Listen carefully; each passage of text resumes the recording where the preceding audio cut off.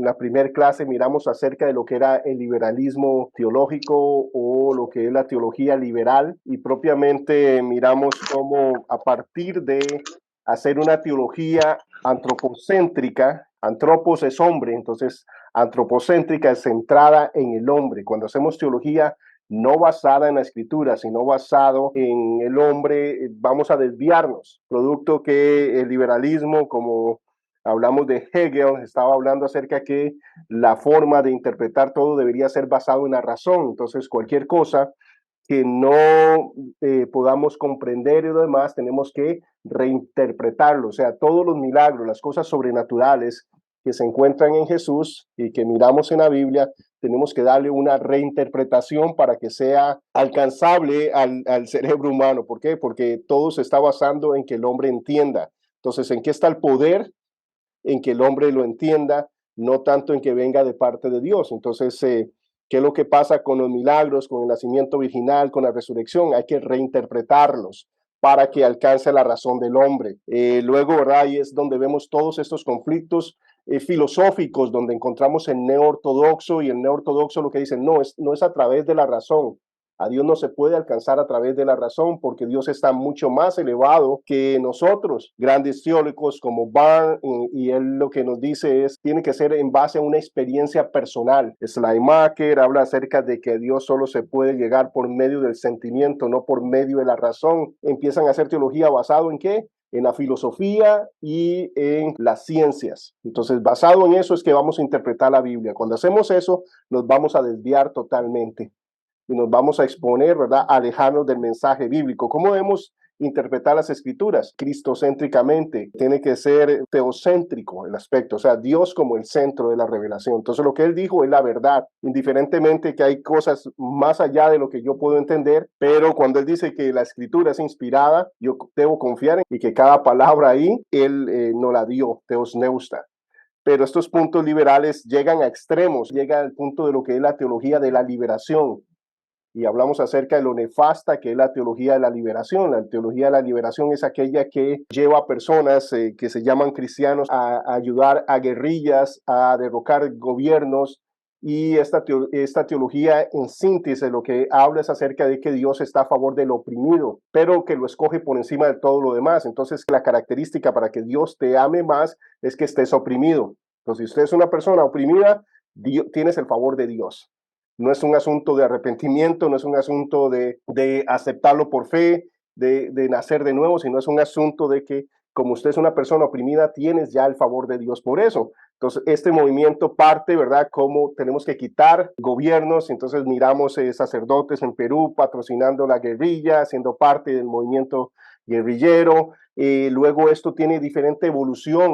En Estados Unidos se va a lo que es apoyar el movimiento negro. Hay una teología negra que es en base a que como ellos han sido oprimidos, tienen el favor de Dios. Y entonces, ¿cuál es el objetivo de Dios? Liberarlos a ellos, como lo que pasó en Éxodo. Dios va a actuar como en Éxodo. Él liberó a los oprimidos, liberó al pueblo que era cautivo en Egipto. ¿Y qué es lo que pasó con los egipcios? Los ahogaron, los destruyó. De esa misma forma, el mal, ¿cuál es el mal? No es tanto el pecado, el mal son los opresores. Entonces debemos luchar contra los opresores, llámese gobierno, llámese mayoría blanca. Este movimiento, ¿verdad?, de la teología liberal, son aquellos que patrocinan estos grupos que son minoría. Entonces empezaron con aspectos de quitar gobiernos en Sudamérica también y en Centroamérica, en Estados Unidos desde la perspectiva de Black Lives Matter, o sea, la vida del negro, ¿verdad?, vale.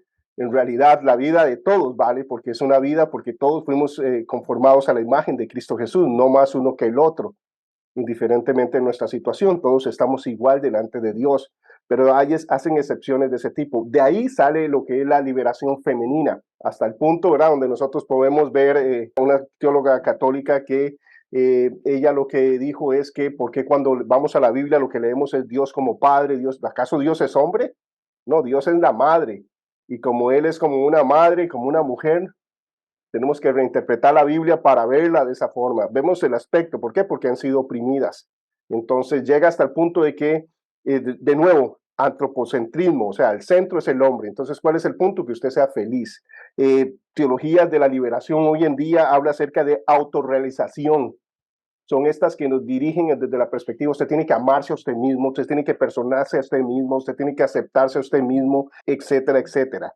Esa es la corriente liberal. Esas son las corrientes que se han infiltrado en la iglesia y afectan la forma de mirar la escritura y reinterpretan los pasajes desde esa perspectiva. Otro punto es el neortodoxo. Entonces, en vista de todo lo que estaba sucediendo con el liberalismo, sale este otro grupo en respuesta a eso, y ahora este grupo todo lo que busca que es, de nuevo también es antropocéntrico, pero ahora lo que busca es que a Dios se le entiende, se le encuentra, no por medio de la razón, porque es imposible, sino por medio del sentimiento, por medio de un encuentro. Y empiezan a interpretar la Biblia de acuerdo a la dialéctica aristotélica. O sea, la filosofía de Aristóteles habla acerca de una dialéctica. Una dialéctica nos habla acerca de una tesis, antítesis y una síntesis. Entonces tenemos un enunciado, una verdad que pronunciamos. Esa es la tesis. Para nosotros sacar un resultado, entender esta tesis, le ponemos una antítesis, algo opuesto a ella. Al meditar en estos dos conceptos, voy a encontrar una síntesis, información nueva. Esa información nueva, esa síntesis va a formar una nueva tesis que le vamos a poner una antítesis, y así, ¿verdad? Es interminable el conocimiento. Pero usar esa filosofía para interpretar la Biblia. Barth, ¿verdad? Karl Barth dice, es ahí donde hay un encuentro, donde la Biblia ya se convierte en la palabra de Dios. Entonces, liberales dicen que la Biblia en realidad contiene palabra de Dios. Hay ciertas porciones donde hay verdades reveladas, pero la mayoría es palabra de hombre. Luego lo que es el neortodoxo lo que dice es, la Biblia se convierte en la palabra de Dios. No es la palabra de Dios, se convierte. ¿Cuándo se convierte? Cuando tenemos esta dialéctica, esta meditación dialéctica donde ponemos, por ejemplo, el Padre, que sería lo opuesto a Dios, sería el hombre. Dios es perfecto, infinito, santo, y tenemos al hombre que es todo lo contrario, finito, pecador, etcétera. Meditando en estos dos conceptos, la palabra de Dios nos revela un pasaje. En medio de leer ese pasaje es donde, ¡pum!, se vuelve verdad bíblica. Si no, antes simplemente es un libro. Entonces, ¿en qué se basa la autoridad según estas teologías? ¿Se basa en que yo entienda o en que yo sienta? O sea, son antropocéntricas, centradas en qué, en el hombre. Ahora, ¿eso es popular? Totalmente popular, ¿verdad? Eso es totalmente popular. Y por eso grandes mayorías, filosofías y teologías y formas de interpretar basadas en el liberalismo, en la neortodoxa. Ahora, ¿qué es la ortodoxia? Eso es lo que vamos a estar mirando hoy. La ortodoxia, lo que hablamos es propiamente volver a las raíces, a la pureza, interpretar la Biblia no antropocéntricamente, sino teocéntricamente.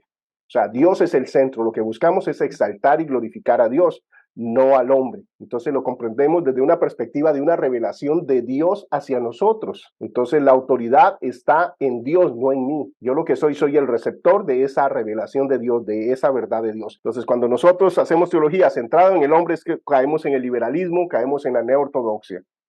Y entonces es interpretar basado en lo que yo quiero, en mi autorrealización. Como es una autorrealización, ¿qué es lo que pasa con las teorías de la liberación? Llegan hasta el punto, ¿quiénes son los oprimidos? Aquellos que son homosexuales. Entonces hay una liberación sexual movida por movimientos teológicos, por mismas iglesias, movidas en eso. Apoyo también, ahora hay liberación de todo tipo. Hay una teología de la naturaleza para liberar a la pobre naturaleza que ha sido oprimida. ¿Quién la defiende la naturaleza? La iglesia es la que debe de defender a la naturaleza. ¿Qué es lo que pasa con eso? Que perdemos el rumbo.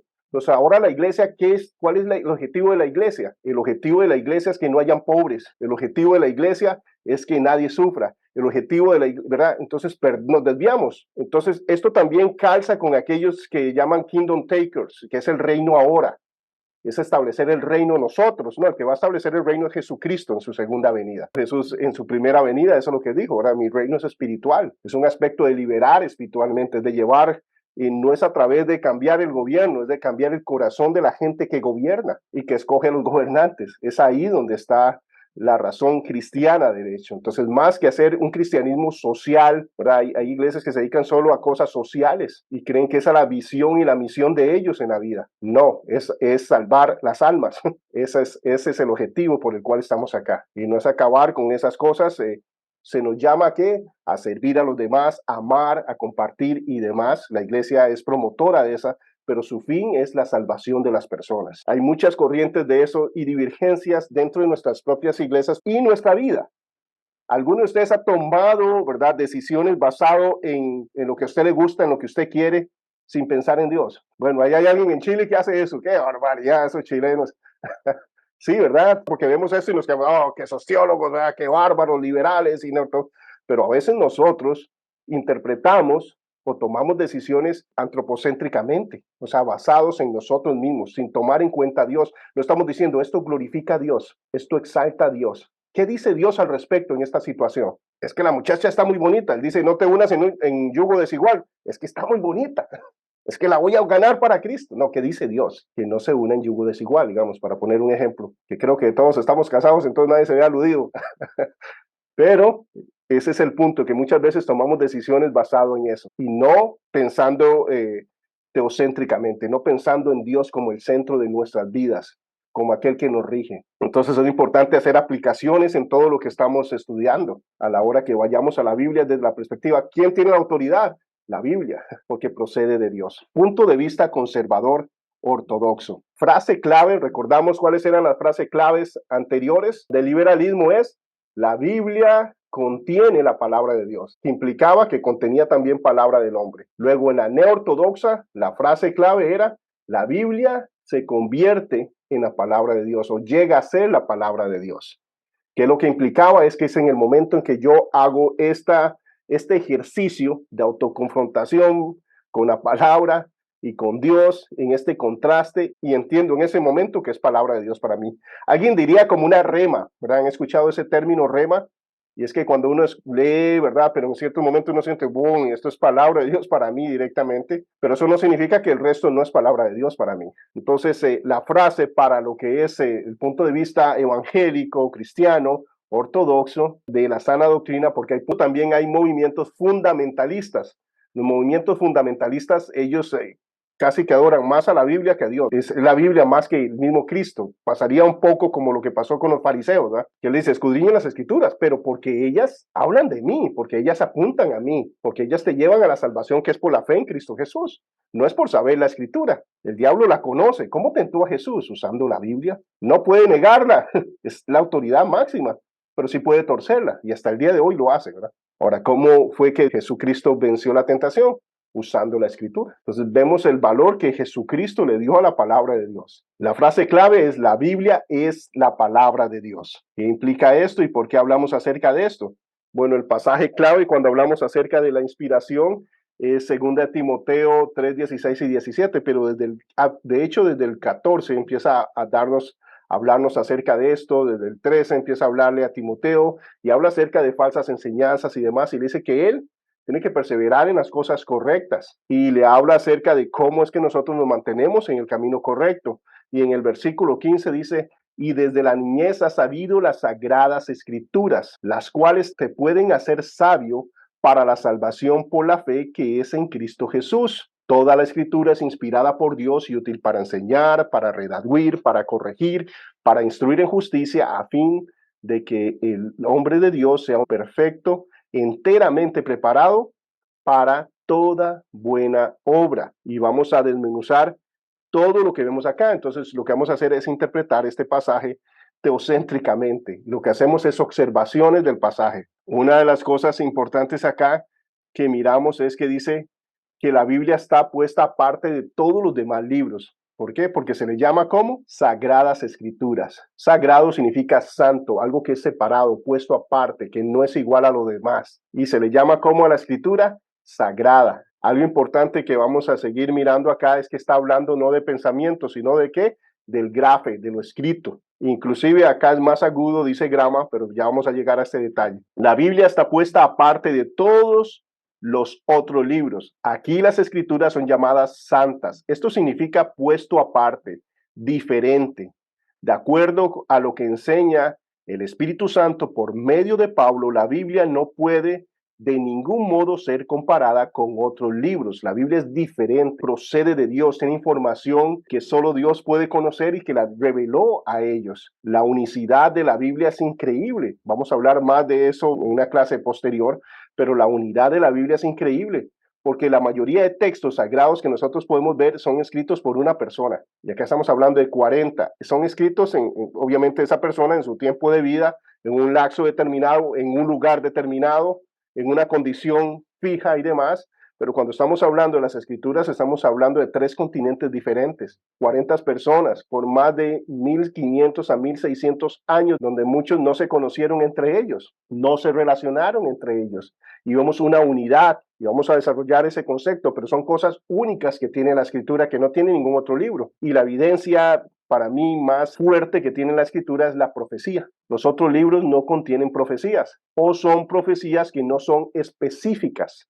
La escritura habla específicamente cuando habla de una, por ejemplo, cuando estamos celebrando, ¿verdad? El domingo pasado, el domingo de Ramos, cuando nosotros vamos a las profecías que hablaban de la entrada triunfal a Jerusalén, son las 70 semanas de Daniel, y habla acerca de cuando se escribió el edicto para reconstruir la ciudad a el momento en que iba a entrar el Mesías, con lujo de detalle. Hay todo un ejercicio que se hace para saber cuándo era el día en que entró Jesucristo a Jerusalén, porque es preciso. No solo eso, siglos antes también se nos dice cómo iba a entrar. ¿No es increíble el detalle? Bueno, esa información solo es posible porque Dios está revelando la historia antes de que suceda. Eso solo ocurre en la Biblia. Eso no ocurre en ningún otro libro. Entonces la Biblia está puesta aparte de todos los demás libros. La Biblia proviene de Dios. Este versículo, literalmente el versículo 16 que dice que es, ¿recuerdan la palabra? Teus neustas, exhalada por Dios. Este versículo literalmente dice que las escrituras son respiradas por Dios. ¿Proceden de quién? De Dios. Este es un concepto de la Biblia, siendo un producto de Dios, proveniendo de Dios, aunque escrita por hombres falibles. Esta es la doctrina de la inspiración divina. Estos hombres en este momento fueron tomados, recordamos en 2 de Pedro 1:21, la palabra ahí para inspirar era guiar, llevados, y la palabra ahí era fero. La palabra fero indica de cómo ellos fueron conducidos, guiados para escribir lo que Dios quería que se escribiera. Pero la Biblia declara que ¿de dónde proviene? De Dios. ¿Cómo tiene que ser la Biblia? Perfecta, no puede tener errores. Y nosotros entendemos que en los escritos originales eran perfectos. No había error absoluto, ningún error, en lo más mínimo. Ahora, en las copias, nosotros lo que pudimos mirar bibliográficamente es que el mensaje ha sido, ¿verdad?, preservado hasta el día de hoy. Es el mismo mensaje, pero obviamente pueden haber errores de ojo, errores como lo que vimos de escribir Juan con 2 N's o con una N, cosas que no cambian absolutamente nada en la doctrina, errores como después del siglo X que empezaron a agregar donde decía Jesús, Cristo, cosas de ese tipo. Esos son los errores que tenemos, pero nada que cambie una doctrina. Miramos la preservación del mensaje de las escrituras. Ahora, una de las cosas que nosotros podemos ver al provenir de Dios, y como sabemos que tenemos ese mensaje de hoy tiene que ser cierto. Cuando la Biblia habla sobre un evento científico, tiene que ser verdadero, porque ¿de dónde viene esa información? No viene de mí, viene de Dios. Tiene que ser verdadero. Entonces, ¿verdad? Si nosotros podemos ver en el Antiguo Testamento que Dios dijo que Él cuelga la tierra de la nada, tiene que ser cierto que la tierra cuelga de la nada. Aunque la ciencia no había llegado a ese conocimiento, tenía que ser cierto. Siglos después llegaron al conocimiento de mirar, wow, la tierra está en el espacio, ¿verdad? Flotando sobre su órbita, etcétera, etcétera. O que era circular, cuando la ciencia no decía eso en su momento.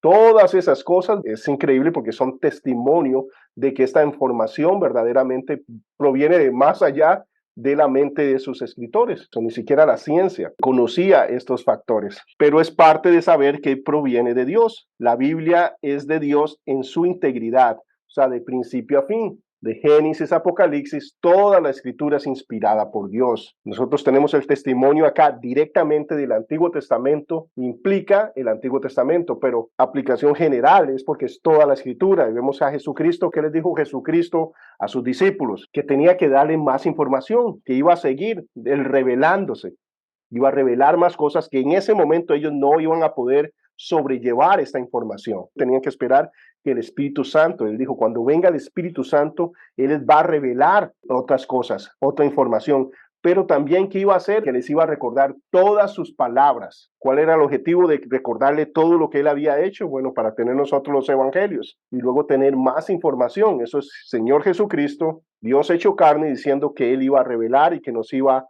a recordar todas las cosas para que podamos tener un registro que sea veraz, verídico, que proviene de Él. Igual que Pedro cita, ¿verdad? Y habla que los escritos de Pablo son escritura, escritos con la misma autoridad del Antiguo Testamento. Entonces, vemos la autoridad de principio a fin, lo que implica que tiene que ser veraz en todo y tiene que continuar y no puede contradecirse. Por eso cuando Pablo estaba dando revelación nueva en Berea, él estaba dando información nueva que hacían los hermanos de Berea. Iban a los rollos a mirar en el Antiguo Testamento si lo que él estaba diciendo era cierto o no, porque la Biblia es una revelación progresiva. Si él se estaba equivocando a la hora de citar el Antiguo Testamento en el concepto que estaba viniendo, si contradecía algo que Dios ya había revelado, y más bien lo que hacía es reafirmar, ¿verdad?, que era una revelación progresiva donde miramos esa unidad de perfección a través de los siglos, porque no está dando su mensaje, sino el mensaje de Dios. La Biblia es de Dios en su integridad. Toda la escritura declara haber venido de Dios. La palabra aquí, algo importante también, que la palabra es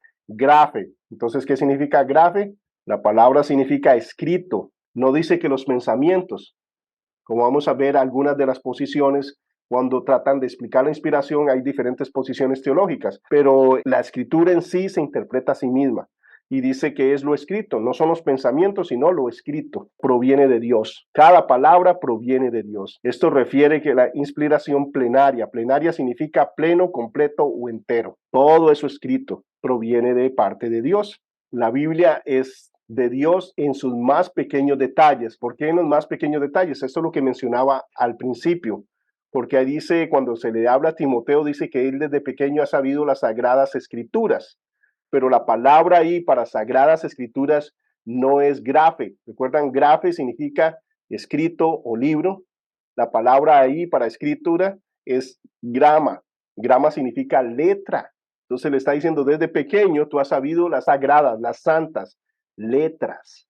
O sea, que en todo detalle, ¿qué es lo que está diciendo? Que ni siquiera son conceptos lo que Dios está revelando, que no son pensamientos, sino que está revelando letra por letra. O sea, que Dios está guiándolos a ellos para que cada letra que ellos ponen, con su capacidad, el Señor sabiendo qué iban a poner, cada una de esas letras fue dirigida y guiada por el Espíritu Santo para que estuvieran ahí. Ahí es donde vemos la importancia del texto. Por eso nosotros hablamos acerca de la importancia de tener Biblias que vayan palabra por palabra, porque hay Biblias que su traducción es frase por frase, pero a veces en una frase se pierden palabras. Vemos versiones que son menos fluidas, pero porque lo que buscan es interpretar palabra por palabra lo que el texto decía originalmente. Y eso es importante porque cada palabra es inspirada. Hay joyas y verdades que están ahí que nosotros podemos descubrir. Por ejemplo, cuando Jesucristo les dice que les daré otro consolador para que esté con vosotros. ¿Qué implicaría eso para nosotros? Que nos va a dar otro consolador.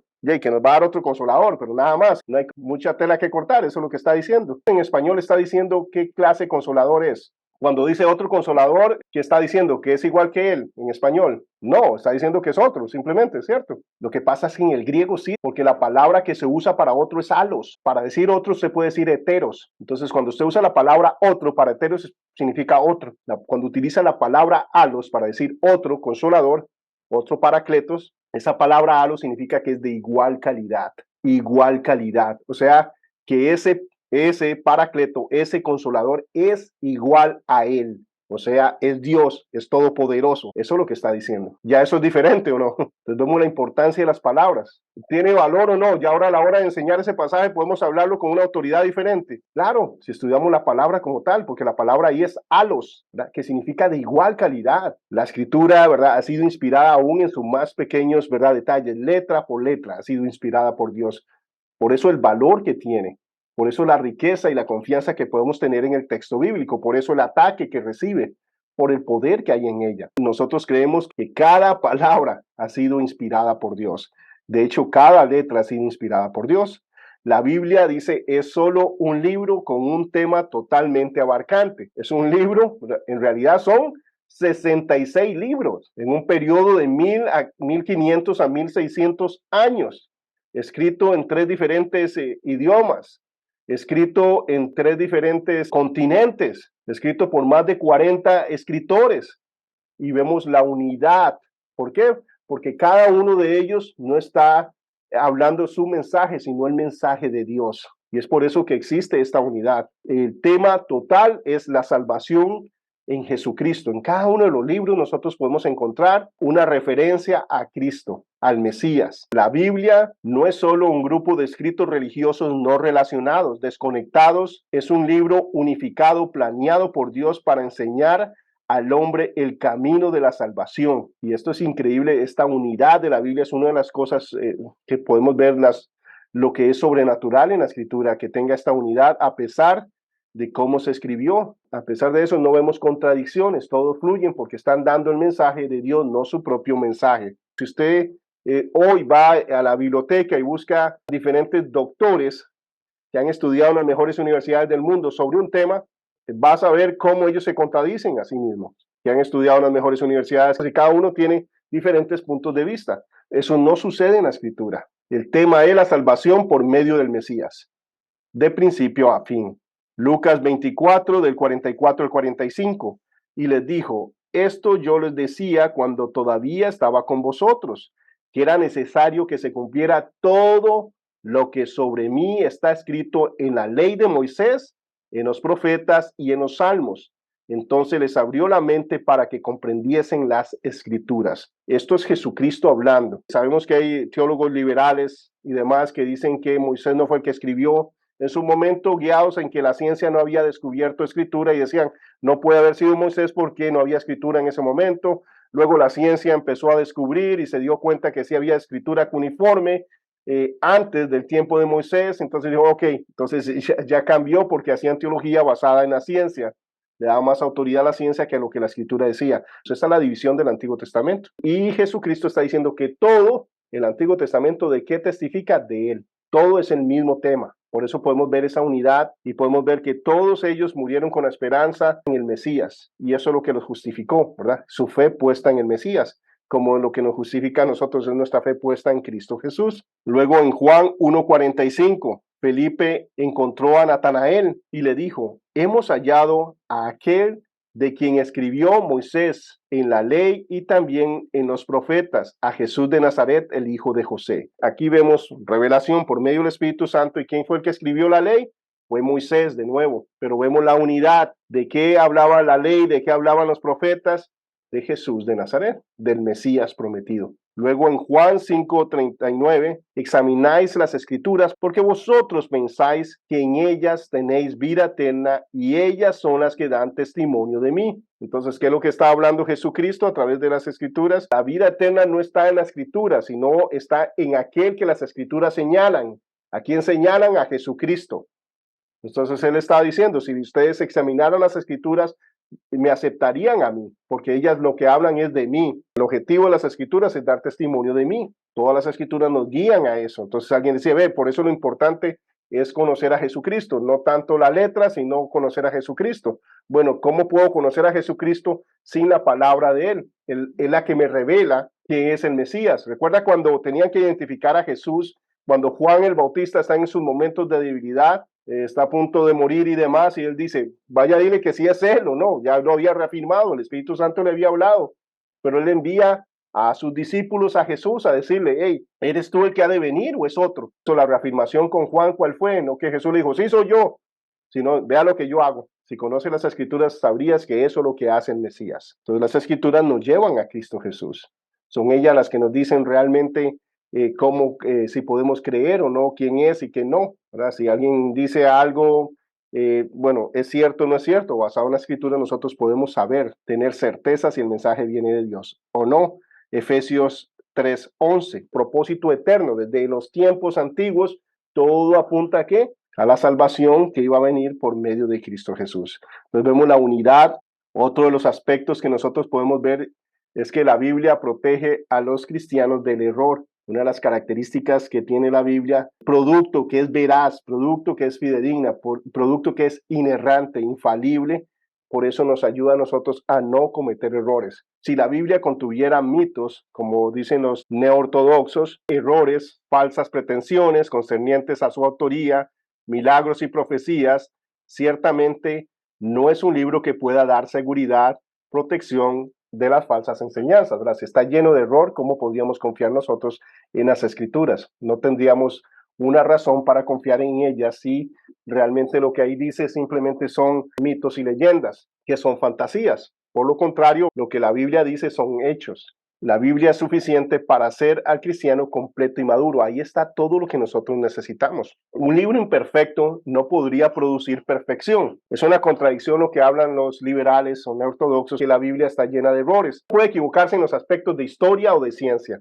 Eso es lo que dicen. Ahora, si son, ¿verdad?, los aspectos de ciencia y de historia, podemos comprobarlos o no. Sí, por supuesto. Las cosas espirituales no. Entonces, si las cosas que podemos comprobar no son ciertas, ¿cómo voy a creer las cosas que no puedo comprobar? No tendría como, ¿verdad?, mucho sentido. Pero el hecho de que las cosas que podemos comprobar, como los eventos históricos, geográficos y científicos que ocurren en la Biblia, sean verificables, sean verdaderos, nos habla que podemos confiar en aquellas cosas que aceptamos por fe. Pero precisamente es el testimonio de la Biblia, porque yo no creo en el libro de Mormón, por esto. Lleva el libro de Mormón y empieza a ver la geografía, todas las cosas, ¿verdad?, que ella habla, históricas y demás, y se da cuenta que todo es mentira. Todos los descubrimientos apuntan que no es cierto. La Biblia no es así. Lo que se ha descubierto siempre apunta a la veracidad histórica de la escritura o científica. Eso reafirma que aquellas cosas que aceptamos por fe son verdades.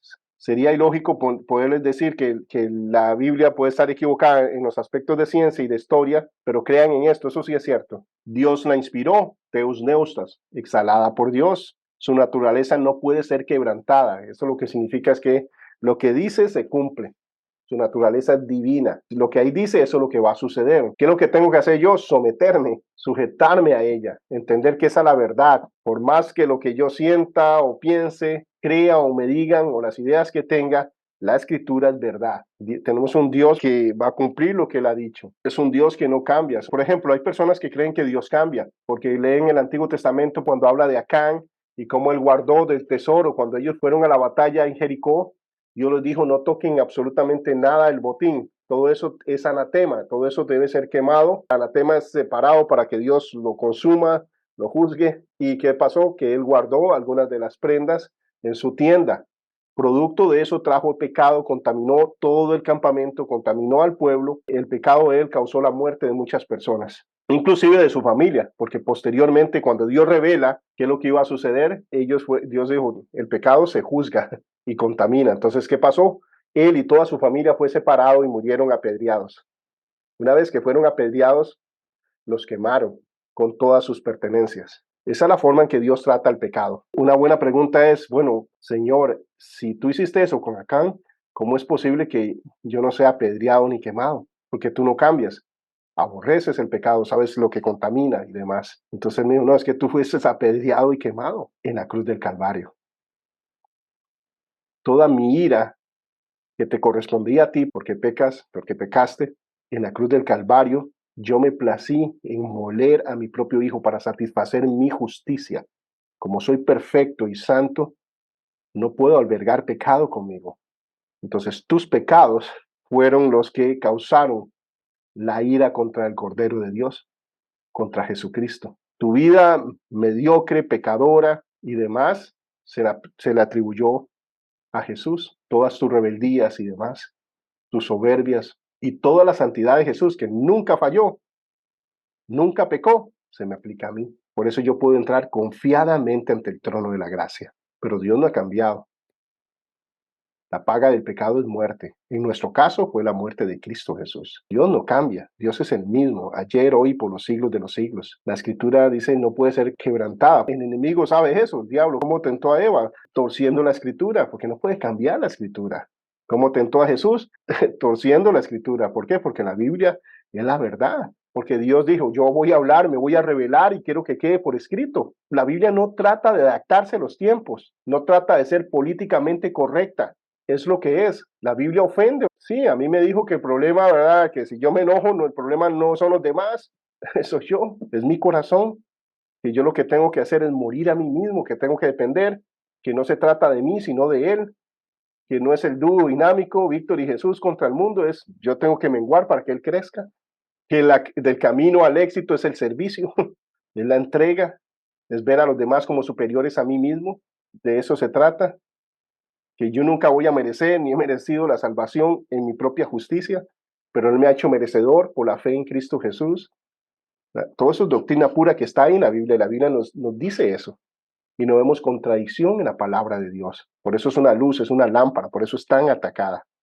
Pero Jesús les dice a ellos, si dijo Dios es a aquellos a los cuales fue hecha la palabra de Dios, y la escritura no puede ser quebrantada. Esto es cuando está con los fariseos lo van a matar, ¿verdad? Lo van a apedrear porque él dice, porque él demuestra ser Dios y dice ser Dios, entonces dice, ¿por qué me van a apedrear? ¿No han leído ustedes aquellos que juzgaban en el nombre de Dios? Aquellos que eran jueces y juzgaban, entonces tenían la autoridad de Dios. Dios mismo les llamó dioses a ellos porque estaban en el nombre de Él, tenían su autoridad puesta. Entonces, como sus instrumentos se les llamó así, y a mí, que soy el hijo de Dios, verdaderamente a mí se me quieren apedrear, que realmente yo sí soy Dios, que es esa hipocresía. Es como cuando dicen, bueno, me están juzgando a mí porque sané a alguien un día sábado, pero si les va un buey a un hueco, ustedes lo van a sacar, aunque sea sábado, ¿verdad? Y acá les reclama eso, pero el punto acá es que dice, la escritura no puede ser quebrantada. Está ahí, es un testimonio realmente de quién es Dios. Por eso para mí es maravilloso cuando yo voy a la escritura y me dice cómo es Dios fuera del espacio, del tiempo y de la materia. En nuestros tiempos de ciencia, eso lo califica como la causa que originó todas las cosas, científicamente hablando, pero esa revelación está dada miles de años antes de que la ciencia llegara a este estado que está hoy, ¿verdad? Dice, la palabra de Dios origina de Dios y no del hombre. Por lo tanto, esto demanda una actitud de nosotros cuando vamos a la escritura, de cómo vemos nosotros las escrituras, cómo interpretamos nosotros las escrituras, de los puntos de vista extendidos y dentro de lo que es la ortodoxia, o sea, de los puntos de vista conservadores, hay diferentes formas de tratar de explicar lo que es la inspiración de las escrituras. Vamos a ver dos casos en los cuales yo considero que por la evidencia bíblica sabemos que no son correctos y cuál es el correcto basado en la información que tenemos de la escritura. La Biblia es la palabra de Dios, en eso estamos claros. Sin embargo, dentro de la escuela conservadora hay divergencia de opinión respecto a lo que involucra la inspiración. ¿Cómo fue ese ese guiar a estos santos hombres de Dios? La teología del dictado mecánico o verbal. Esta es una de las teorías. Algunos teólogos conservadores que consideran que toda la escritura es inspirada por Dios, dicen lo que pasa es que Dios dictó absolutamente todo lo que tenía que estar en la escritura. Ahora, esto nos llevaría a un problema. Si con esta teoría alguno de ustedes tiene algún problema, ¿en qué piensan que no concuerda este aspecto que todo fuera dictado por Dios? ¿Qué problema podríamos tener nosotros para creer que absolutamente todo fue dictado por Dios? Don Víctor, bueno, no sé si me equivocaré, pero pienso que, digamos, Dios inspiró a los escritores, pero cada uno utilizó, digamos, su forma de razonamiento para escribir. No fue exactamente un dictado, sino que Dios inspiró a esas personas y ellos escribieron conforme a como ellos creyeron, creo, me parece. Ok, ya aquí estamos yendo al otro extremo. El otro extremo es lo que dice es que Dios lo que inspiró fueron los pensamientos, no las palabras. Pero entonces aquí estamos de un lado viendo los aspectos divinos de la escritura, aspectos como esto, el dictado hablaría de la divinidad de la escritura, pero estaría anulando lo que sí nosotros miramos, los estilos ortográficos, miramos las capacidades de cada uno de ellos, los diferentes estilos literarios. Podemos ver vocabulario excelso y otro súper llano, simple. Por ejemplo, no es lo mismo mirar en el Evangelio de Juan que cuando vemos las cartas de Paulo. Paulo, cuando está citando el Antiguo Testamento, cita la Septuaginta, que no es un griego básico, sino es un griego más elevado, más culto, diríamos nosotros. Nosotros podemos ver eso a lo largo de toda la escritura. Entonces, si fuera un dictado, ¿qué es lo que pasa cuando es un dictado? Nosotros vamos a ver una misma línea, ¿cierto? De vocabulario alto y bajo, no, sería todo lineal. Dios no anula a las personas. Ese es el problema que tiene la teoría del dictado mecánico, que la evidencia de la escritura apunta que no es así. Y vamos a seguir desarrollando esto. Gracias, don Freddy. Esta teoría expone que cada palabra, aún la puntuación, es dictada por Dios como un ejecutivo dictando una carta a su secretaria. Ahora, hay partes de la Biblia que fueron dictadas punto y coma, inclusive algunas que Dios escribió. Los 10 mandamientos dice que él los escribió, luego, ¿verdad? Tuvo que reescribirlos, ¿verdad? Moisés, pero fue escritos por Dios directamente. Y hay porciones de la Biblia que son dictadas por Dios directamente, como por ejemplo cuando ellos tienen que construir el tabernáculo, los materiales, las medidas, los colores, las personas que iban a jalar cada cosa, todo eso son instrucciones directas de Dios.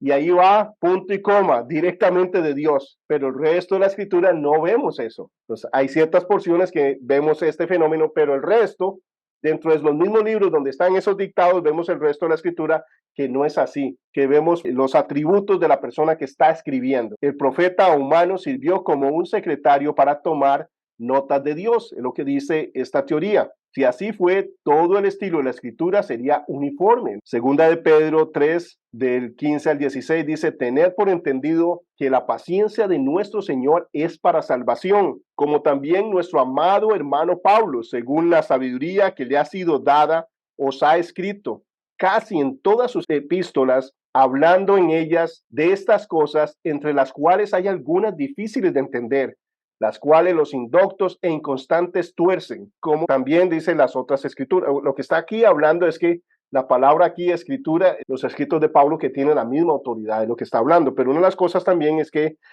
Pablo es elocuente cuando él está escribiendo, entonces vemos características diferentes. Si esto fuera un dictado, no parecería esto, todo sería lineal, entonces todo sería de la misma profundidad, de la misma dificultad o de la misma simpleza. Respuesta, Dios usó agentes humanos no como reporteros pasivos, sino como contribuidores activos en la escritura de la palabra. No es consecuente con Dios anular la personalidad de los seres humanos. A todos nos diseñó, nos creó con un objetivo. Es la diversidad que nosotros podemos ver en la misma naturaleza también. Entonces tenemos un objetivo, un plan, y todas las cosas dice que ayudan a bien a los que aman a Dios. Todas las cosas tienen un propósito. Dios nos está formando y nos va a usar en diferentes formas. Dios habiendo hablado muchas veces y de muchas maneras en otro tiempo a los padres, por medio de quién habló, por medio de los profetas, en sus estilos. Algo importante es que cuando nosotros vemos que está hablando a través de estos profetas, habló a través de secretarios del imperio, también hablaron reyes, hablaron rabinos, pero también hablaron campesinos, boyeros, también hablaron pastores de ovejas, hablaron pescadores. Ahora, ¿qué es lo que nos dice esta diversidad y cómo Dios nos está hablando acerca de ello? Nos está hablando que Dios no hace acepción de personas, que Dios nos usa a todos, que es importante que no estemos viendo el zacate del hermano. Wow, es que quiero ser como aquel. No, es que Dios te diseñó a ti con un objetivo, con un propósito. Y lo importante es que valoremos dónde Dios nos tiene y qué es lo que Dios quiere que hagamos y que cumplamos nuestra función. Porque si no, si nosotros queremos ser como el otro, nunca vamos a hacer lo que Dios nos diseñó y nos creó para hacer. Importante eso. ¿Ustedes creen que el corazón es importante? Sí, claro, es vital. Eso es, don Frey. Pero ¿qué pasa si Sí, está sí, claro. Pero ¿qué pasa si el corazón está en una mesa? Y eso tiene sentido. No sirve para nada. Si está en una mesa, ¿cierto? ¿Cuál es la importancia del corazón? Que esté dentro del cuerpo, ¿cierto? Que esté funcionando dentro de la iglesia. Somos un organismo para que estemos dentro del cuerpo de Cristo. Por más dotado, talentoso que usted sea, si usted no está sirviendo entre su comunidad de fe, dentro de su iglesia, dentro de la iglesia de Jesucristo, realmente no tiene ningún sentido.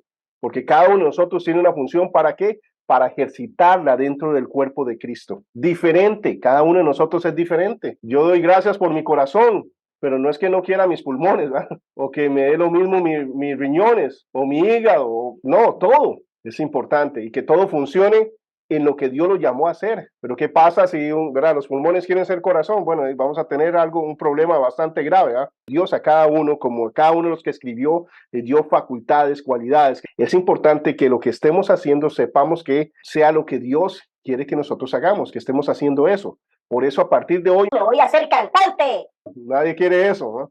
Dios me llamó a otra labor, me llamó a enseñanza y que de esa forma sea de edificación para el cuerpo de Cristo, para su iglesia. Pero dentro de esto siempre, ¿verdad? A mí me abren puertas para diferentes cosas, pero si yo me dedico a hacer todo lo que la gente me dice, no voy a estar enfocado en lo que Dios me ha llamado a hacer. Y yo tengo que ser responsable delante de Dios de lo que Él me ha llamado a hacer. A cada uno de estos profetas, Dios los escogió para esta misión. Y todo lo que estaba en su entorno y demás, Dios lo utilizó para que cuando ellos escribían fueran sus palabras. Pero no vemos que sea un dictado. No es lo que miramos al estudiar la palabra de Dios. Según esta teoría, los autores fueron meras máquinas que escribieron aún sin sentir lo que escribían. Esto sería un atropello a las facultades humanas, una violación a la personalidad, lo que sería inconsistente con Dios. Pero ¿qué vemos en la escritura? Vemos escritura a veces hasta manchada de lágrimas, ¿cierto? Del profeta diciéndole, hey, despierten por favor, Dios dice que Dios va a cumplir esto, dice que si no se arrepienten vamos a ser exiliados, nos van a tomar y nos van a llevar, van a destruir el templo, van a destruir todas estas cosas, Dios dice que nos arrepentamos. Vemos esa urgencia, vemos a un Pablo diciendo que tiene dolores de parto por ellos para que Cristo sea formado en ellos.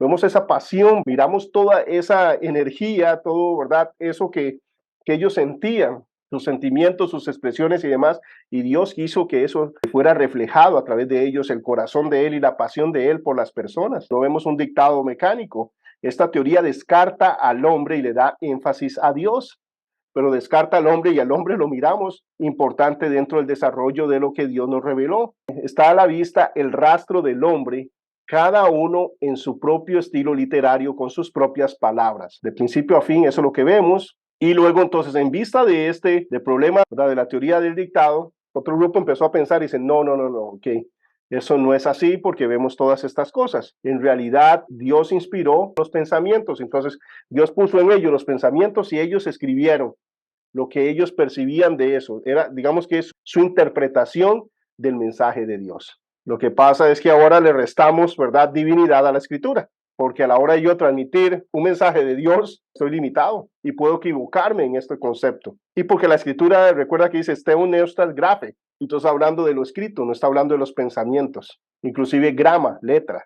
Dice, en un esfuerzo por compensar los peligros de la teoría del dictado mecánico, algunos conservadores han adoptado la idea de que Dios dio los pensamientos a hombres elegidos y los dejó a ellos registrar estos pensamientos en sus propias palabras. No solo son las palabras y los pensamientos y las ideas de Dios las que fueron inspiradas. El problema es que esto explica la humanidad de la Biblia, pero esto debilita su divinidad, ¿verdad? Porque ahí sí sería la interpretación de Pablo de lo que Dios dice. Pablo es falible, ya ahí estaría recayendo un peso muy grande sobre aquel que está escribiendo, ¿no? Porque es su interpretación del mensaje divino. Y no es la forma en que vemos las escrituras. Miramos en la clase anterior donde hablaba, ¿verdad?, el profeta y qué decía en el Nuevo Testamento. Dios habló por medio del profeta. El Espíritu Santo dijo. Entonces, ok, eso es diferente a que sea la interpretación de esa persona. Si no está diciendo Dios dijo, Dios habló, fue el Espíritu Santo, ¿verdad?, uno utilizó a él para hablar su mensaje. La respuesta bíblica: Dios, para dar completa expresión a sus pensamientos al hombre, tuvo que usar los símbolos humanos como también su lenguaje. ¿Cuál es el punto de vista bíblico? Dice, plenaria verbal e inerrante. La inspiración en este punto de vista sostiene que todas las palabras escritas son inspiradas por Dios. Cada palabra es inspirada por Dios. Es lo que vimos donde decía que eran sagradas letras. La Sagrada Escritura con la palabra grama. Verbal significa las palabras, entonces creemos que las palabras fueron inspiradas por Dios, guió a ellos a poner esas palabras. Plenario significa lleno, completo, opuesto a parcial, o sea que todas las palabras fueron inspiradas por Dios, no solo unas. Grafe, teus neustas, grafe es lo escrito, las palabras. Inspiración verbal en los escritos originales. Cada palabra que ahí estaba es lo que Dios quiso inspirar al hombre. Las copias nosotros podemos ver que tenemos el mensaje, que el mensaje se ha preservado a pesar de los siglos. El Espíritu Santo guió en la escogencia de las palabras que usaron. Esto es claro para nosotros porque el Espíritu Santo testifica de esto. Ahora, ¿esto sería difícil para Dios? No, dice que Él conoce nuestras palabras antes de que hablemos, ya Él sabe. Él nos diseñó con este objetivo y escogió a estas personas específicamente para que cumplieran esta función en particular. Las características de los escritores son preservadas en sus estilos, vocabularios empleados, pero sin la intrusión de errores. Este no es mecánico como quien escribe a máquina, sino es vital, como el director de una orquesta que produce los efectos que quiere de la totalidad de ella, respetando siempre los dotes especiales de cada músico. Yo ponía el ejemplo de cómo, ¿verdad?, si ponemos a Carlos Santana y a mí tocar do, re, mi, fa, sol, la, si, do, ¿verdad?, simplemente hacer la escala y yo la toco y la toca Carlos Santana, ustedes van a saber quién es quién, ¿verdad? ¿Por qué? Porque el peso que le pone, el matiz, no sé, la técnica, van a saber aunque estemos tocando las mismas notas. Y en esto es el mensaje de Dios de principio a fin. Esa es la unidad que nosotros podemos ver de eso, que no hay contradicción, pero cada uno con su matiz, para decirlo de alguna forma. Inspiración plenaria, eso lo que significa que es extendida a todas las partes por igual. No hay una parte que no sea inspirada, sino de principio a fin todo es inspirado. No podemos creer solo ciertas cosas y otras no, las que no convienen. No, es hacia un lado y hacia el otro. Inspiración verbal asegura que sea extendida a toda porción de la Biblia, para que en todas sus partes sea infalible, en todo lo que dice, como también autoritativa verdad y divina autoridad. ¿Qué es lo que está diciendo con esto? Es porque hay algunas posiciones que hablan que la Biblia, recordamos en los neortodoxos, la desmitificación de la fe, y hablaban acerca que, por ejemplo, la Biblia en los datos históricos puede equivocarse, o científicos, porque no es el objetivo de la Biblia. La Biblia no es un documento de ciencia ni de historia. No, la Biblia no es un documento de historia, no es un documento científico, pero es información dada por Dios. Entonces, esa información dada por Dios tiene que ser verdadera, no puede ser falsa. Si hay errores en los datos históricos, si hay errores en los datos científicos, esto no viene de Dios, porque Dios no se equivoca, lo conoce todo, lo sabe absolutamente todo. Por eso es que la Biblia está expuesta a prueba siempre, y hasta el día de hoy ha sobrepasado todas las pruebas. Mateo 5:18, porque de cierto os digo, que hasta que pase el cielo y la tierra, ni una jota y una tilde pasará de la ley, hasta que todo se haya cumplido. Vemos aquí lo que está hablando el Señor. Está hablando acerca de todo. Es una inspiración verbal y total. Esa es la forma en que Jesucristo ve las Escrituras. Mensaje autoritativo, total, de sabiduría, de plenitud de Dios para con nosotros. El guión dice la misma selección de las palabras usadas dentro de la personalidad y complejo cultural de los escritos. Aunque de alguna manera inescrutable que no podemos realmente a perfección entender y comprender el proceso, la Biblia es la palabra de Dios, mientras que a la vez las palabras que contienen son humanas. Ahora, razonalmente entiendo por qué y la necesidad de esto, pero la parte divina y el proceso exacto es lo que no comprendemos, pero aceptamos por fe y vemos el efecto de la escritura. No comprendemos a plenitud el proceso, pero vemos el efecto en nuestras vidas. Inerrante significa sin error. Inerrable significa exento de error.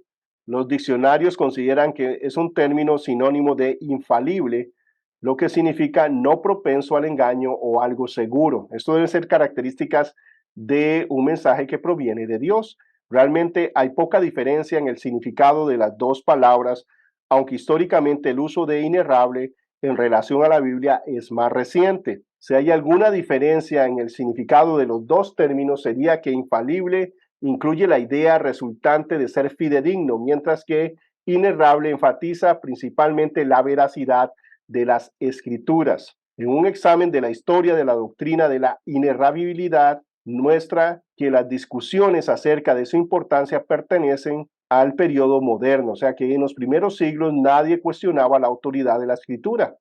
Los padres aceptaron la inspiración y la autoridad de las escrituras como un hecho real y autoevidente, algo que no se podía negar.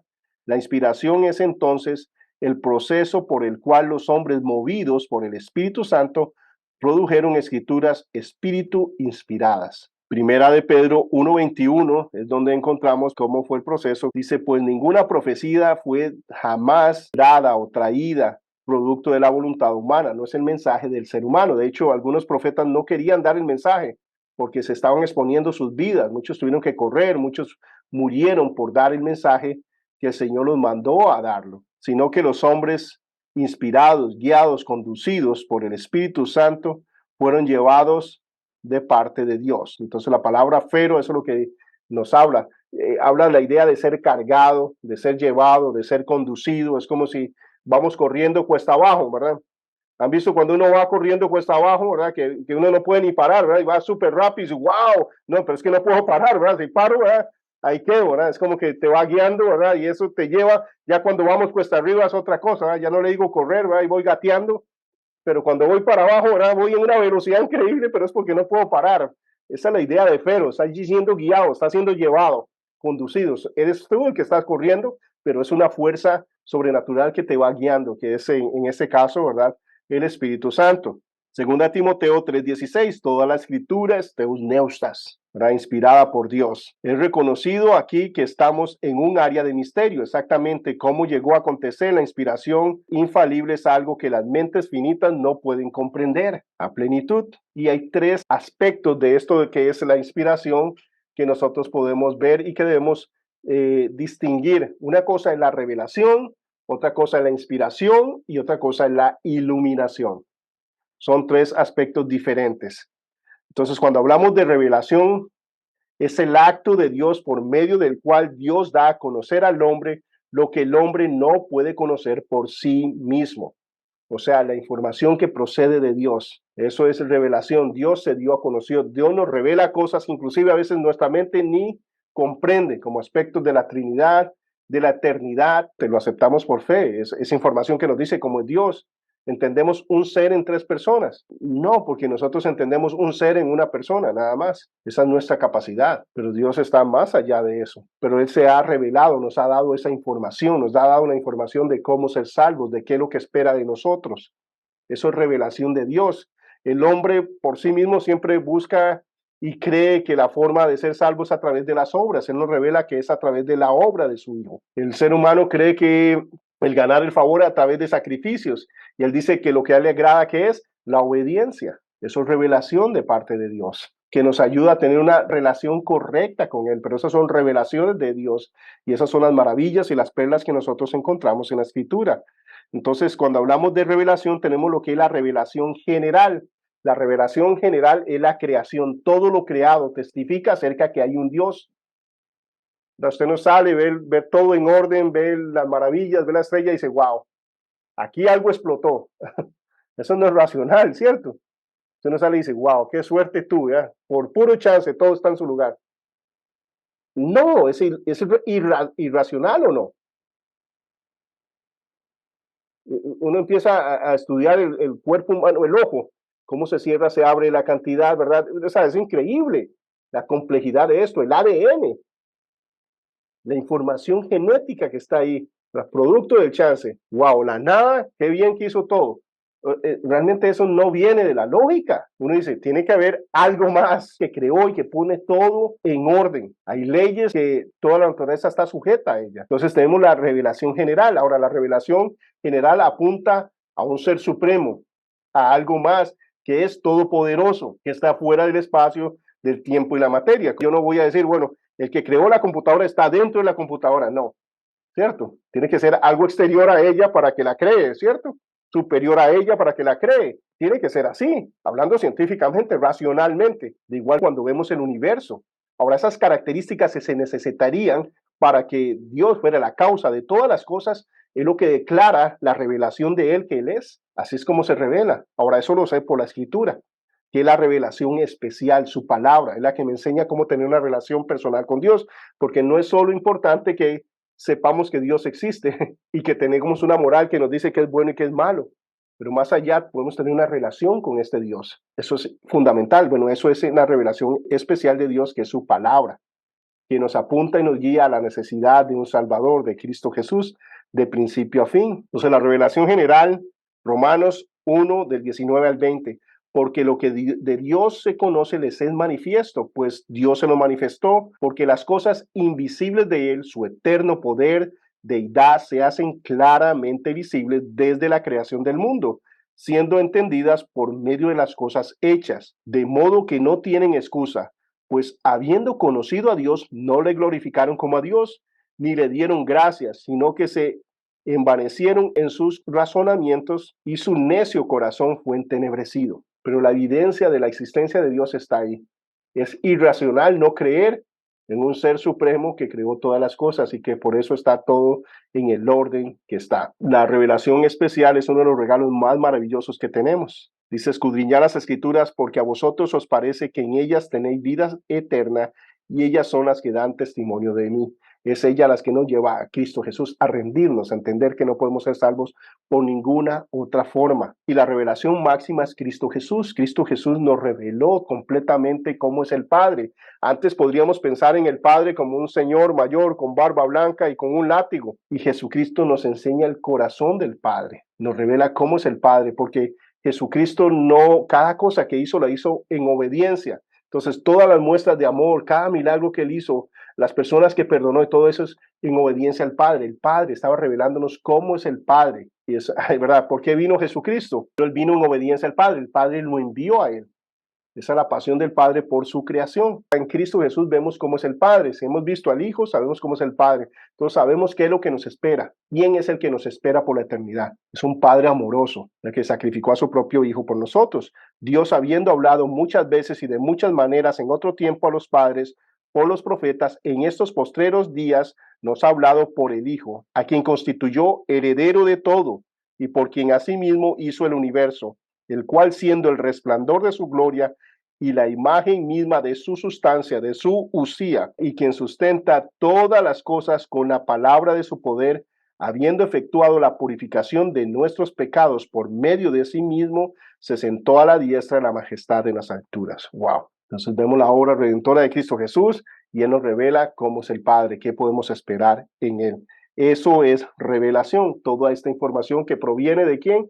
De Dios. Luego de esto vemos inspiración, que es lo que nosotros hablamos, el proceso como Dios nos dio esta revelación, esta información. Este es el proceso misterioso por el cual, dice, la divina providencia obró a través de profetas humanos sin destruir sus personalidades individuales ni sus estilos para producir escritos autoritativos. Esa es la inspiración. Si estamos hablando de revelación, sería más teusneustas, exhalado por Dios esa información, y fero, que es la forma en que llegó a nosotros, la que ellos fueron conducidos, sería lo que es la inspiración, según Pedro 1, 21 y 22, entendiendo esto primero, que ninguna profecía de la Escritura fue dada o traída jamás por un acto de la voluntad humana, sino que los hombres, inspirados, llevados, conducidos, cargados por el Espíritu Santo, hablaron de parte de Dios. Eso es inspiración. Entonces, revelación es la información como tal, el teus neustas, la inspiración es ese fero, cómo llegó a nosotros. Ahora vamos a hablar lo que es la iluminación. La iluminación es lo que nosotros pedimos, por lo que nosotros oramos. Ya nosotros no estamos pidiendo revelación porque ya Dios se reveló y fue completo en Cristo Jesús, está totalmente revelado. Entonces no necesitamos revelación, ya tenemos la revelación. No necesitamos inspiración porque ya tenemos todo lo que Dios quiso darnos en la Escritura. Entonces ya no va a dar este tipo de inspiración porque ya ahí está lo que nosotros necesitamos, pero lo que sí pedimos y queremos y necesitamos es la iluminación, el proceso por el cual Dios ilumina la mente humana para que la exposición objetiva de Dios sea subjetiva y entendida por el hombre. Ir a la Escritura y que se abran nuestros ojos y podamos aplicarla y entenderla. Este es un proceso que solo sucede con aquellos que hemos nacido de nuevo. Primera de Corintios 2, del 13 al 14, lo cual también hablamos con palabras enseñadas no por sabiduría humana, sino con las que enseña el Espíritu, acomodando lo espiritual a lo espiritual. Pero el hombre natural no percibe las cosas que son del Espíritu porque para él son locura y no las puede entender porque se han de discernir espiritualmente. Entonces necesitamos el Espíritu Santo para poder comprender esto. Entonces, ¿qué es lo que pedimos nosotros? Iluminación. Ya no es revelación, ya no es inspiración, sino iluminación. El resultado de todo esto es 2 Timoteo 3, 16 y 17, que dice que la escritura es útil ¿para qué? Para doctrina. Dice, verdad, toda la escritura es inspirada por Dios y útil para enseñar. Cuando hablamos de doctrina es enseñanza, es los principios que hemos estado hablando, de cómo llegar al Padre, qué es lo que Dios espera de nosotros y demás. Eso es doctrina, necesitamos doctrina. Entonces ya la doctrina la tenemos ahí, es la palabra de Dios, es lo que debemos someternos. Debemos ser estudiantes acérrimos de la palabra de Dios, porque es la que va a constituir, ¿verdad?, nuestras fortalezas, nuestros fundamentos, los fundamentos de nuestra fe. Cada peldaño, cada cosa que nosotros creamos, debemos estar respaldados por la Escritura. La Escritura es la que debe darnos esas bases. También la Escritura es importante para reprender y para corregir. Es la Escritura la autoridad, es la que me dice qué hacer y qué no hacer. El objetivo de reprender y corregir, ¿cuál es? Que yo sea restaurado. El objetivo siempre va detrás de eso. La Biblia no está hecha para maldecir, condenar a las personas, hacer sentir a unos mejores que otros, sino para restaurar. Pero la Escritura va a lo más profundo, penetra hasta partir el alma, los huesos, las coyunturas, diciendo los pensamientos y las intenciones del hombre. Va hasta ahí. Eso es lo que hace la Escritura. Entonces es importante utilizar la Escritura. A veces es triste cuando vas, ¿verdad?, a una consejería y lo que recibes es una retrospección y empiezan a decirte, bueno, es que vamos a ver qué pasó con tus abuelos y qué pasó, ¿verdad?, con tus papás y de dónde. No, eso es psicología, eso no es Biblia, eso es muy diferente. Y a un final, ¿para qué? Para minimizar la consecuencia, no se sienta mal. Con razón usted, ¿verdad?, tiene ese problema con tal situación. No, usted es una víctima, usted no es responsable. Es lo contrario a la reprensión y corrección de la Biblia. Entonces me dice, no, el problema es usted, el problema es su corazón, no es cambiar el ambiente, no es que usted nace bueno y el mundo lo hace malo, no, usted nace malo. ¿Alguien aquí le ha enseñado a un bebé a mentir, a decir mío, a esconder algo, a pelear? No, ¿verdad? Ya nacemos con esas tendencias hacia eso, pero la corrección de Dios es la que nos expone a esa luz y nos dice, necesitamos cambiar, eso está mal, el problema es que tienes que nacer de nuevo, necesitas una nueva naturaleza. No puede justificarse a sí mismo. Entonces, la corrección, algo importante siempre es para restaurar. La Biblia no te deja ahí botado y caído, diciendo así, soy pecador, no sirvo para nada, ¿verdad? Te expone la realidad de quién eres tú, quién eres Dios, te confronta con esa realidad y que tienes que tomar una decisión en cuanto a eso. Pero cuando hablamos de reprensión y corrección, para aplicarlo a otras personas es importante que nosotros entendamos que aunque sepamos un versículo, eso no significa que tenemos que decírselo a un hermano, que no tenemos, ¿verdad?, que aunque tenga una lista de cosas, si se metieron a robar a la casa del hermano, no esté listo con, hey, todo lo material se repone, o los otros que se van al otro extremo, Dios le va a dar el doble de lo que usted le pasó, y, o sea, no, o sea, ¿qué es lo que el Espíritu Santo quiere que haga en esta situación? Recordamos los amigos de Job, cómo se metieron en problemas cuando hablaron. Ellos estaban haciendo una administración total, cuando estaban curando las heridas de Job, cuando estaban soportándolo, cuando estaban ayudándolo, pero cuando empezaron a hablar y a deducir cuál era el problema de Job, ese fue el problema, porque empezamos a juzgar por nuestra forma de pensar, nuestra formación y demás, y no por lo que Dios dice. En esto yo recuerdo, ¿verdad? Les conté cuando los que estuvieron en consejería, cómo en una ocasión llegó un muchacho a decirme, Víctor, estoy sirviendo a Dios, estoy agradando a Dios, y ahora que estoy haciendo todo eso, me va pésimo. Choqué mi vehículo, perdí mi trabajo, ¿recuerdan eso? Entonces sucedió todo eso. Y yo ya tenía 1000 versículos para decirle. Sí, ¿verdad? En el mundo tendréis aflicción, pero confía, yo he vencido al mundo, estamos en una lucha, 1000 cosas, ¿verdad? De versículos a decirle. Pero el Espíritu Santo me dijo, hey, usted no sabe, quiere ser un agente de Dios, usted quiere hacer cosas buenas para Dios o dejar que Dios actúe a través suyo. No quiero que tú actúes a través mío, porque el resultado es muy diferente. Entonces, Señor, guíame, yo no sé, oremos y pensemos lo que hay que decir. Y el Espíritu Santo me guió a decirle, pregúntele por qué él cree que él está honrando a Dios. ¿Es una buena pregunta o no? Sí, pero ¿por qué no la hacemos? Porque sabemos que es honrar a Dios o no. Todos tenemos un concepto de que es honrar a Dios, ¿cierto? Y generalmente cuando ya llevamos cierta madurez espiritual, todos tenemos un estándar de que es honrar a Dios, de vivir en santidad, ¿verdad? De buscarlo y todo lo demás. Pero en este caso el Espíritu me dio. Entonces le dije a él, brother, ¿por qué usted piensa que usted está honrando a Dios? Eso no es habitual en mí, preguntar eso, porque todo lo sé, ¿va? Entonces le pregunté y él empezó a decirme, Víctor, es porque todas las mañanas yo me levanto, doblo rodillas, le agarro la mano a mi novia y juntos oramos por lo menos 20 minutos todos los días. Ok, le agarra la mano a su novia. O sea, está viviendo con ella y como están orando juntos, él cree que está agradando a Dios. Ahora, si yo no sé esa información, yo lo mando confiando, diciendo, usted está sufriendo por la causa de Cristo. Robert, adelante, siga, ¿cierto? Sin saber que estaba viviendo en fornicación, pero yo deduzco. Entonces, todo esto es para ser usado en la guianza del Espíritu Santo. El único problema es cuando yo sé, y muchas veces en reprensión, en restauración, en corrección, yo sé y actúo en mí y no dejo que Dios sea el que actúe. Entonces vemos la importancia de utilizar todas estas cosas guiados por el Espíritu Santo, porque es muy diferente y los efectos son muy diferentes. ¿Cambió mi mensaje o no cuando yo escuché esa información? Totalmente, ¿verdad? Cambió totalmente la información que yo o sea, el consejo que le iba a dar. Ahora, ¿cuál es el objetivo siempre? El beneficio de él. Es restaurarlo, el que se acerque a Cristo. Si no lo conoce, que lo conozca. Si lo conoce, que se anime a seguir, a ser fiel, a caminar, ¿verdad? Por las cosas eternas. Todo eso lo encuentro en la Escritura. La Escritura es la que me guía. La Escritura nos instruye, porque no nos deja ahí reprendidos y corregidos, sino que nos dice qué debemos hacer. Entonces, la reprensión y la corrección puede ser, está robando, no robe, no robe, dice la Escritura que no debemos robar, que aquellos que, ¿verdad? Los ladrones no heredarán Los que practican esto no van a heredar el reino de los cielos, incluye esto. Pero no te deja ahí. Ahora la instrucción dice, ahora ¿qué es lo que hace? El que robaba, ahora trabaje. Ahora, ¿qué es lo que pasa? No te deja ahí tampoco, porque yo digo, ok, voy a trabajar. Wow, sí, esa es la solución. La solución es trabajar. Pero ¿qué es lo que pasa con mi egocentrismo, con mi...